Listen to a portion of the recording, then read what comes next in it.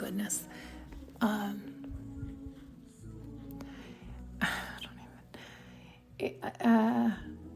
What's the saying? Once you see it, you can't unsee it. It's kind of, I think that's the overall idea that they're showing me here, where there has been times where they keep showing it's like, you've done it before, you can do it again. Like the idea of getting out of the mud, right? This kind of thing. And yet it always does seem a bit more challenging because you've seen it. Oh man, what else? How else can I say this? Or have you, you've heard me say the ones where I'm like, put me back to sleep. Just forget it. Just put me the fuck back to sleep. And it's like, well, you can't actually. Sorry. It's like, what do you mean sorry? What do you mean you can't? What are you talking about? What are you talking about? Bop me on the head. And because it's like the idea of ignorance is bliss, right? It's like when you didn't know, things seemed easy. And you were having fun. That used to be fun. That was fun. I enjoyed that. I was having fun. No, you weren't. You were lying to yourself, but you didn't see that you were lying to yourself. So now that we showed you were lying to yourself, that's why it's no longer fun for you. Fuck. Right? Because then now you have to, it's like work. It's some of us, it feels like work figuring out what we like. Because you're so aware, right? Like you have to be so conscious of, is this an old pattern? Am I tricking myself? What's happening? It becomes fucking exhausting. So then you are like, you know what? Just scrap it. It's okay. Just scrap it. Just bop me on the head. Ignorance is bliss. And it's like, it doesn't work like that. Sorry. You've done that. You've worn out those. Those are worn out. Those don't work anymore. It doesn't work anymore. You don't have a choice. You have to go forward. You've outworn those passes, so to speak. They're no longer valid here. They're no longer valid. Oh, God. And,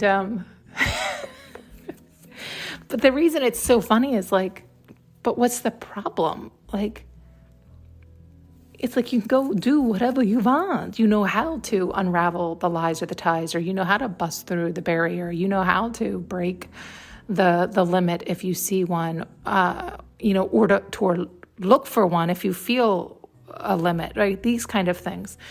And yet, the only thing I can think to explain how it's coming through and how it has felt lately and what they're showing me is I'm exhausted and I'm tired of being exhausted, and yet keep pushing through the exhaustion is not helping the exhaustion.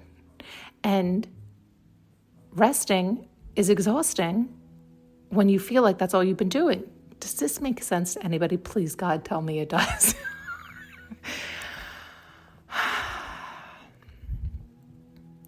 It's like needing that deep sleep more than ever before, and yet you can't seem to achieve it.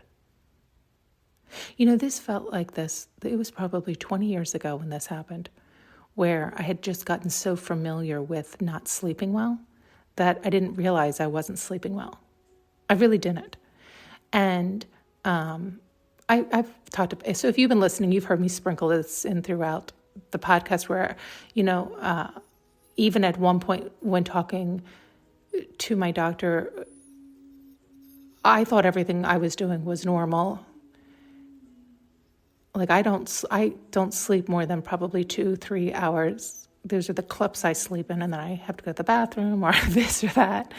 And but overall, I'll be down for a good 8 or even 10 hours. But I'm not sleeping those 8 or 10 hours. But I'm down. I consider that sleep. I consider that that's when I'm off. But I'm not. I'm never off. And that takes a toll on you. And see how I'm so tired right now. I'm like, what was I saying? What's my point? What's the point? Oh, God help me. Oh, right. 20. Right. Okay. Thank you.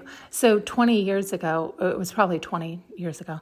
I remember talking to a doctor about this and her giving me something. And I don't think it was as simple as valerian, but it was, and all these things are so common now. But back then, whatever she had given me was a tincture, and it was to put under my tongue, and it probably did have alcohol back then, where nowadays you can get a lot of these tinctures without the alcohol, but to preserve it, it required it. And, I had to go to a specialty shop for it. and nonetheless, it was horrific. The reason I said it had alcohol is because I remember it burning like hell, because it has to go under your tongue and then absorb that way. You weren't to swallow it. It was supposed to be absorbed that way.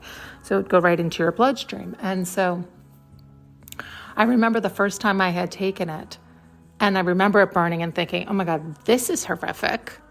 But I had gone to sleep, and when I woke up the next morning, I thought, oh my God, what is that stuff? That's magic. And it was simply the fact that I had gotten a deep sleep for probably a good 6, 7, maybe even 8 hours for the first time maybe ever in my life, or certainly in 20 years prior to that. And I just didn't realize that's how it should always feel. I feel like this is relatable. I don't think most people wake up feeling that way, but maybe I'm wrong. Maybe I've just normalized the fact that I just don't wake up refreshed and haven't in God knows how long. Doesn't mean I don't bounce out of bed. Doesn't mean I don't have a ton of energy. Doesn't mean I don't wake up early, but I don't feel rested. I haven't felt rested since then. And I feel like I had done that for quite a while 20 years ago when I had gotten that. And of course, like all things, I must have gotten distracted somewhere along the way, or didn't think I needed it anymore, right? Oh God, you know that routine with me. Nonetheless, I forget what it was. And I certainly haven't found anything since. And, even with doing all the routines, believe me, even including having, cherries and pistachios, things that are supposed to help you sleep, doing a nighttime yoga and rituals, and my feet up on the wall. And when I used to even write out rituals for people to do for nighttime prior to sleep. Believe me, I know all the best stuff to do, and having your circadian rhythm in place and in check and all these things. And I've done them all. And when I do them all, when I do all my routines all day long for the rest of my life, it's magical, but it's fucking exhausting. This is why hacks are invented. We've talked about this many times. Nonetheless, that feeling you get, if you've ever had it, of actually being refreshed when you wake, like, oh my God, I actually slept. I actually feel rested. I feel alive. I feel good in my body. I can't recall the last time I felt that. And because of that, I'm very aware of the lack of that in my life, right? Sometimes when we crave something so much, we unfortunately also automatically see the lack of it in our lives. And so when we focus on that lack of it in our lives, feeling revitalized, refreshed, renewed, good, when we don't feel that and we focus on the lack of it, we call in more of the lack of it. So we have to refocus on how good it feels to wake up so refreshed and renewed and revitalized, and start remembering that more and more and more. So that's what I'm focusing on, instead of saying I'm so fucking exhausted, because the more I say that, the more I am that, and around we go. Thanks so much for tuning in and listening. You can now purchase an audio journey with me using the link below.